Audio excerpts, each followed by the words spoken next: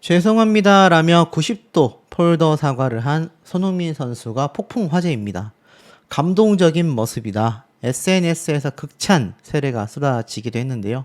이번 북중미 월드컵을 마친 손흥민 선수의 행동이 화제가 되고 있습니다.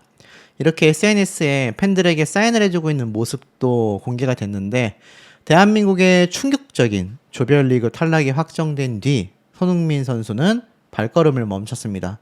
수천 킬로미터로 이동하여 자신을 응원하러 온 한국 팬들에게 사인과 기념사진 촬영에 일일이 응해준 건데요. 모두를 감동하게 만든 장면은 차량에 오르기 직전이었습니다. 이번 월드컵 탈락과 대표팀의 경기력에 사과하는 의미로 깊은 허리를 굽혀 팬들에게 사과를 했는데요. 거기서 끝이 아니라 이렇게 사과를 한번 한 다음에 차에 탄 뒤에도 창문을 내린 채 팬들에게 계속하여 감사의 인사를 전했습니다. 이 모습은 현지에서도 굉장히 큰 화제를 모았어요. 축구를 다루는 유명 매체에서도 훌륭한 인품이다. 손흥민은 멕시코를 떠나기 전 자신을 오랫동안 기다려준 한국 팬들을 위해 발걸음을 멈추고 사인과 기념사진 촬영에 응해주었다. 하지만 모두를 감동하게 만든 장면은 차량에 오르기 직전이었다. 감동적인 모습은 거기에서 끝나지 않았고, 차에 탄 뒤에도 창문을 내린 채 수천 킬로미터를 이동해 자신을 응원하러 온 팬들에게 감사의 인사를 전했다. 위대한 축구 선수이며 무엇보다도 훌륭한 사람이다. 극찬을 했습니다. 그리고 손흥민 선수는 그 이후에 한국으로 입국을 하였죠. 자, 그런데 생각을 해보십시오. 홍명보 감독의 경우와 완전 반대의 모습을 보여주고 있습니다. 이런 손흥민 선수를 손가락질할 대한민국 국민이 과연 몇 명이나 있을까요? 저는 찾아보기 쉽지 않다라고 생각을 하거든요. 근데 놀랍게도 이런 기사가 올라옵니다. 손흥민과 이재성 두 선수가 남아공전 선발에서 빠졌던 이유가 있었다. 홍명보 5호 남아공전 전말이라고 해서 단독 기사가 올라와 많은 분들을 격분하게 만들었습니다.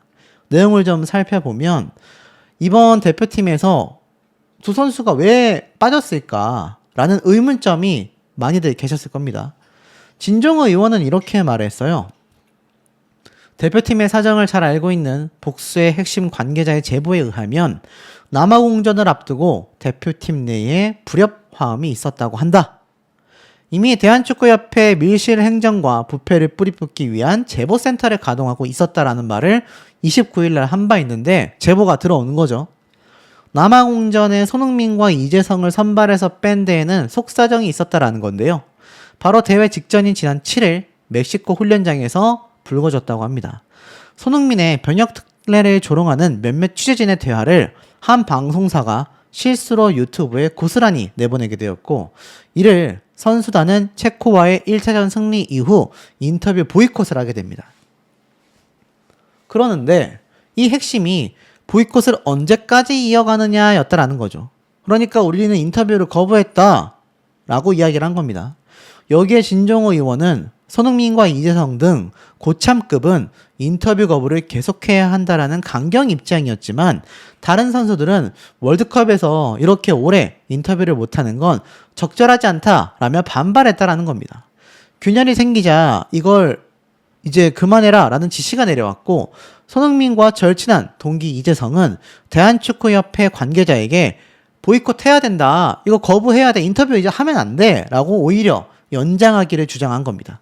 하지만 홍명보 감독은 멕시코전이 끝난 뒤 라커룸에서 선수들에게 이제 인터뷰를 해라 라고 지시를 하는 거죠.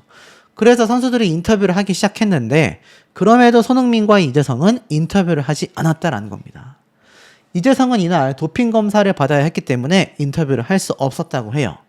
진종호 의원은 손흥민과 이재성이 남아공전 선발에서 제외된 배경이 바로 이것 때문이었다. 손흥민은 1차전에서 이전의 기량을 발휘하지 못했지만 외신들도 한국 최고의 스타의 결장에 놀라움을 표하게 된 거죠. 쉽게 말하면 어떻습니까?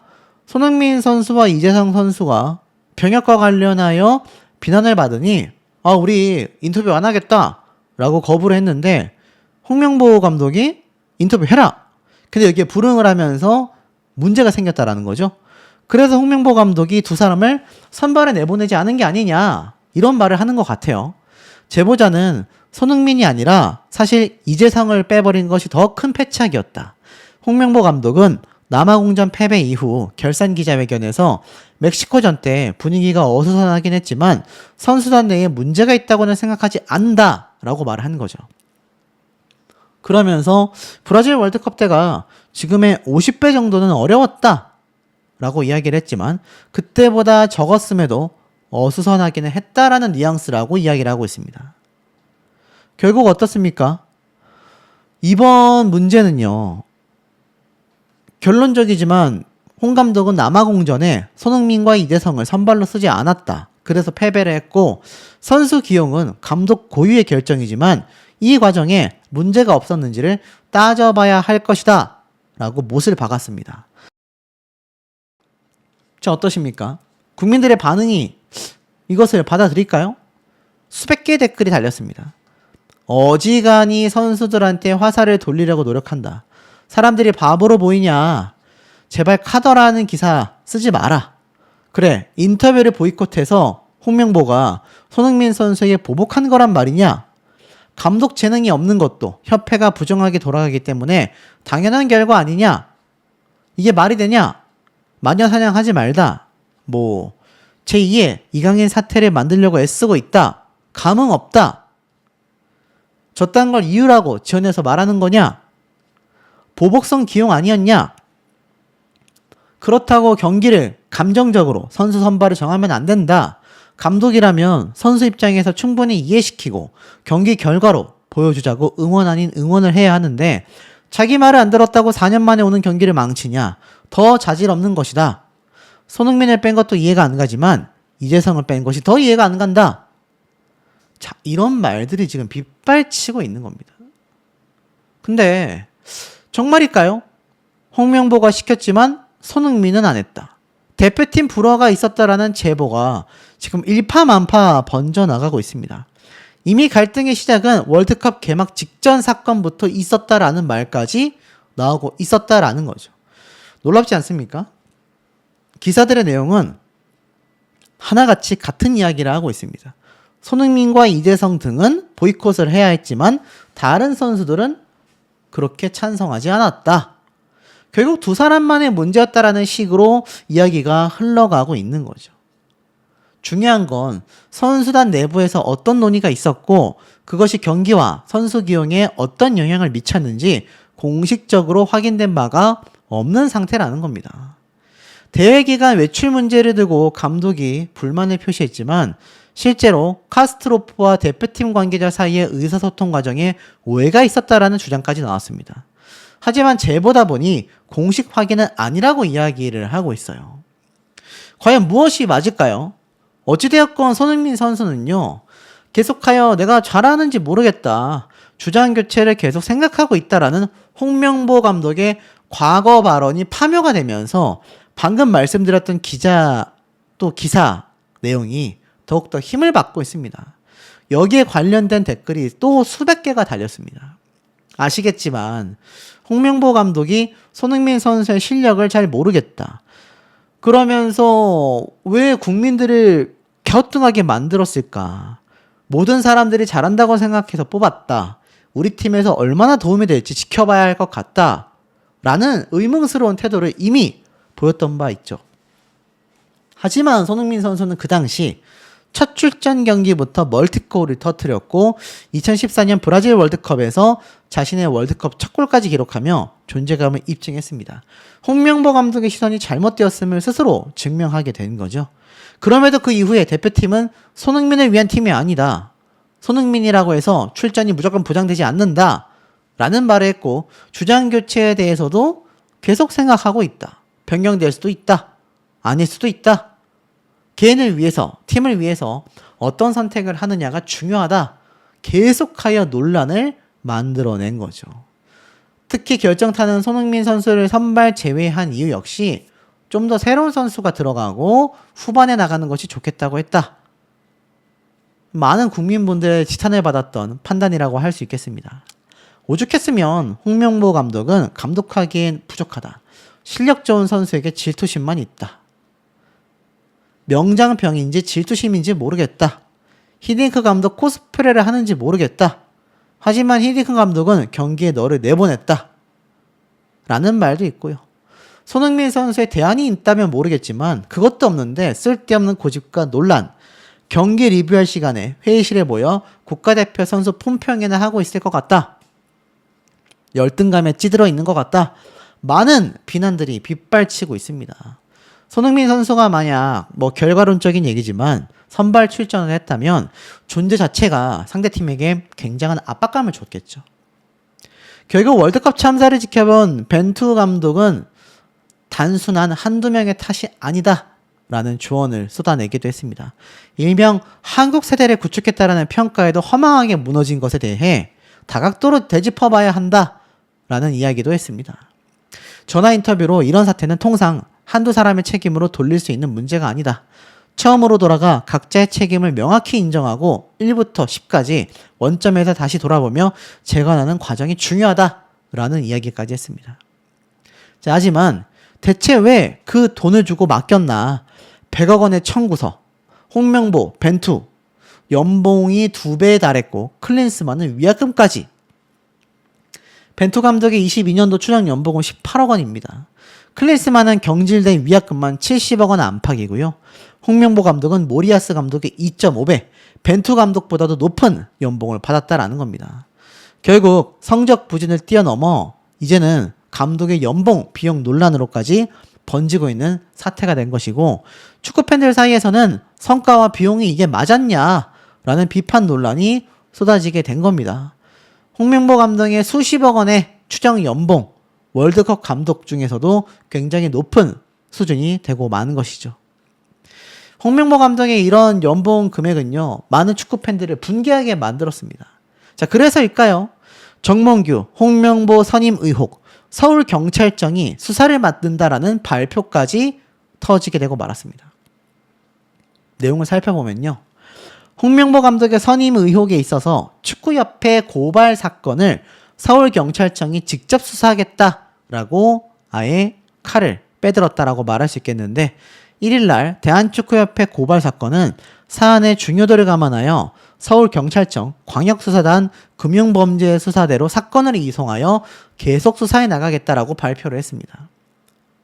여기에 클린스만 감독의 선임 과정과 관련된 고발 사건까지, 그리고 정몽규 대한축구협회장 등이 홍명보 감독의 선임 과정에 부당하게 개입했다라는 고발장까지 수사를 하겠다라는 겁니다. 만약 수사 과정에서 선임 과정에 의혹이, 비리가 혹여나 발견이 된다면 홍명보 감독의 수십억 연봉이 몰수될진 모르겠지만 큰 타격, 그리고 위약금 같은 처벌이 내려질 가능성도 높다라는 의견이 나오고 있는 상태입니다. 자, 그럼에도 왜 손흥민 선수의 사태로 돌리려는 여론이 알 수 없게 형성이 되고 있을까요? 여기엔 놀라운 내막들이 존재했다라는 겁니다. 어마무시한 그야말로 연봉을 받아갔음에도 그에 비해 결국 결과는 처참했다라는 비판이 쏟아지고 있는 이유이기도 하겠습니다. 자, 이런 상황 속에서 더 큰 문제점이 지적을 받습니다. 매년 300억 원 나랏돈을 쓰고 있는 축구협회, 월드컵 폭망한 뒤 결국 법의 철퇴를 빼들었다라는 기사가 쏟아진 겁니다. 축구협회에서는요, 매년 200억에서 300억 정도의 공적 자금이 들어간다고 합니다. 그만큼 공적인 책임이 막중하다라는 건데, 정부에서는요, 이와 관련하여 특별감사를 벌이기로 했습니다. 2024년도에는 클린스만과 홍명보 감독의 선임 과정에 초점을 맞췄다면 이번엔 축구협회 조직 전체를 세밀하게 들여다볼 계획이라는 거죠. 자, 2년 전 국회에 출석한 홍명보 감독은 선임 과정에 문제가 없었다라고 말을 했습니다. 그 당시 9월 달에 이렇게 이야기를 했죠. 한국 축구의 지금 어려운 점을 외면하기도 참 어려웠습니다. 국가대표팀에 마지막에 봉사를 한번 하고 라고 했지만 당시 문체부는 감사 끝에 감독 선임 절차에 문제가 있다라고 지적을 하였고, 제도 개선과 정몽규 회장을 비롯한 수뇌부에 중징계를 내려라 통보한 바 있습니다. 그런데도 축구협회는 반발하여 취소 소송을 제기했고, 지난 4월 1심 법원은 감사 결과가 위법하지 않다라며 문체부의 손을 들어주었습니다. 그러면서 클린스만과 홍명보 감독의 선임은 부적정했고 축구협회가 축구종합센터 건립에 문체부의 승인도 없이 보조금을 허위 신청하는 등 9개 사안에 문제가 있다라고 지적을 한 바 있습니다.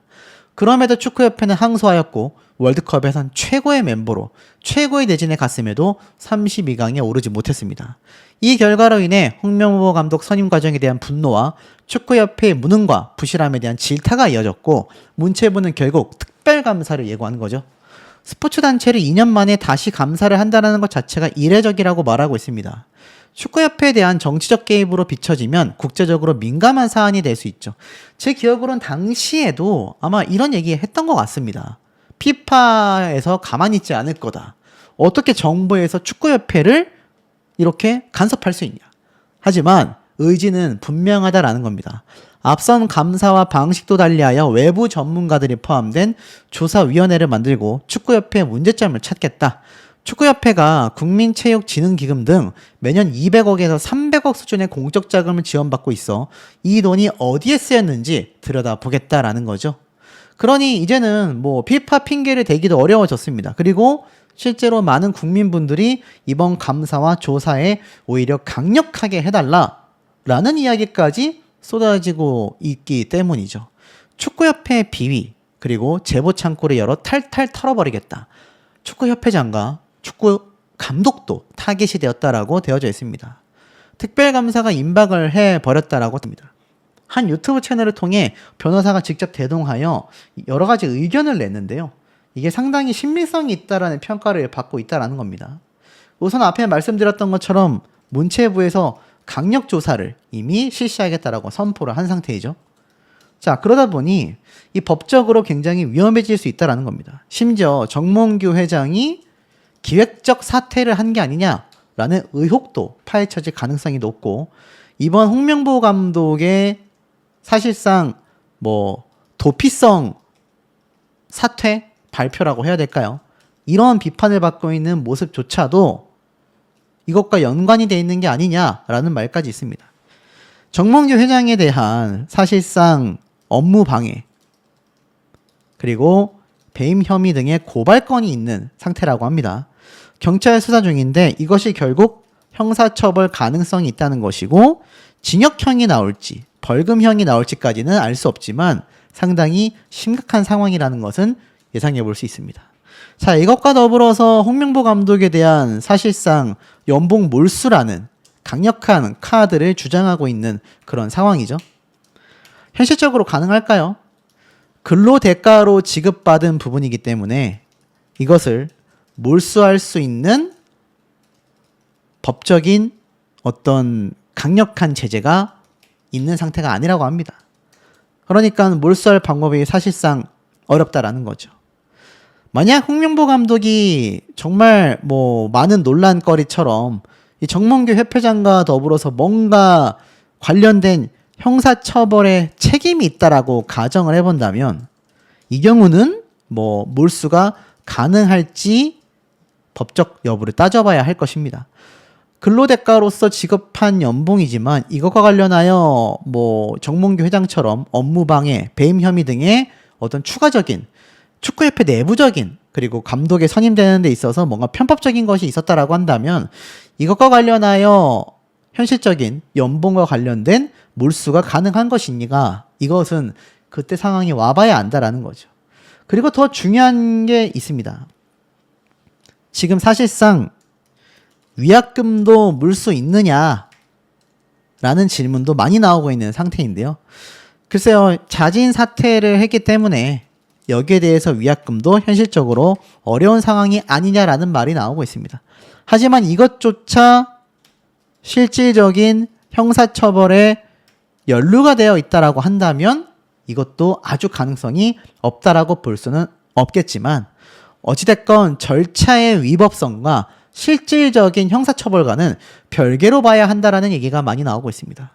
그러니 지금 있는 당사자들 3명이 이미 교묘하게 다 사퇴를 해버렸다라는 겁니다.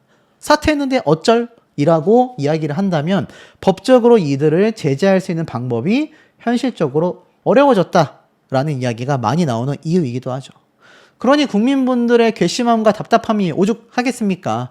대한축구협회에 대한 경찰 조사가 진작에 빨리빨리 이루어졌다라면 아마 홍명보 감독이 이끄는 월드컵을 보지 않아도 됐을 수 있다라는 말도 많이 나오고 있으며, 무려 매년 300억의 나랏돈을 쓰고 있는 축구협회가 월드컵이 폭망한 뒤에야 법적인 감사가 이루어진다라는 사실이 홍명보 감독이라는 많은 국민적 비판의 주인공을 만들어내지 않을 수 있었던 마지막 골든타임이 지나버린 것이 아니냐라는 뒤늦은 후회가 많이 몰려오고 있다고 합니다. 그런데 이 홍명보 감독을 둘러싼 논란이요, 이것뿐만이 아니었습니다.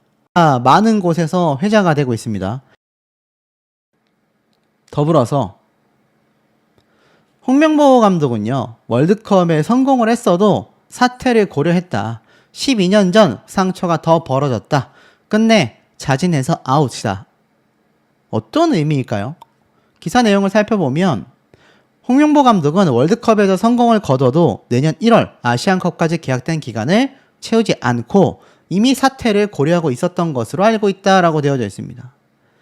무슨 말인지 봤더니 대한민국 축구국가대표팀 감독직에서 물러나겠다고 이야기를 했는데, 이 내용이 이미 사전에 홍명보 감독에게 있었던 계획이다라는 주장이 나온 겁니다. 선수 시절 아시아의 리베로로 불렸었는데 최악의 시나리오가 펼쳐져서 흘러 사태까지 오게 된 거죠. 근데 스포츠 서울 취재에 따르면 홍명보 감독은 이번 월드컵에서 성공했다 하더라도 그 와중에 손흥민 선수는 귀국을 했지만 요번 월드컵 때 패배 때 눈물조차 흘리지 않고 굳게 굳어 있었던 손흥민 선수의 표정이 이 귀국 현장에서도 그대로 이어지지 않았나라는 생각이 듭니다. 사실 이 논란이 터집니다. 지고 있는 와중에 수비수를 투입해라. 그 당시 이강인의 입모양을 보니 재성이 형 지금 들어와야 돼로 추정이 됐다라는 겁니다. 아마 보신 분들 많이 계실 거예요, 영상으로. 근데 여기 보면 그라운드 위에 엇박자가 있었다라는 겁니다.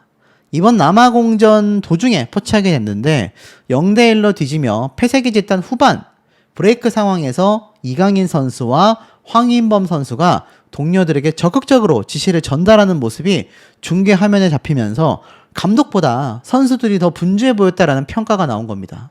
전술적 메시지가 벤치에서 명확히 전달되지 않은 것 아니냐라는 해석도 뒤따르기도 했습니다. 특히 이 와중에 이강인 선수가 코치진에게 다급히 의견을 전달하는 장면도 화제가 되었습니다.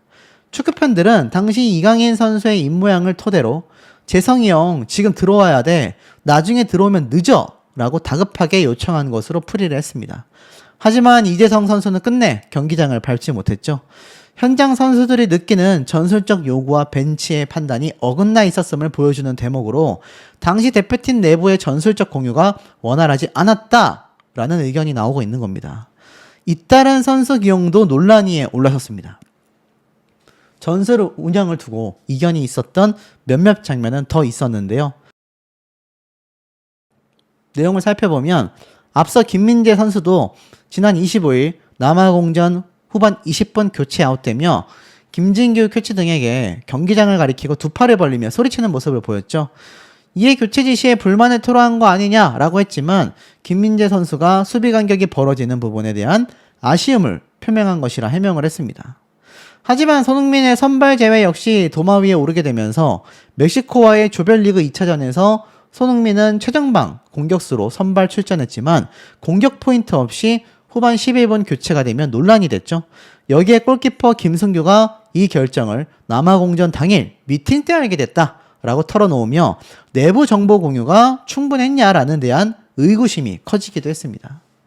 그러니 의구심은 여기에서 끝이 아니에요. 예전 홍명보 감독을 추천하고 돌연 사임했었던 전혜성 전 강 위원장의 이야기까지 나오고 있습니다.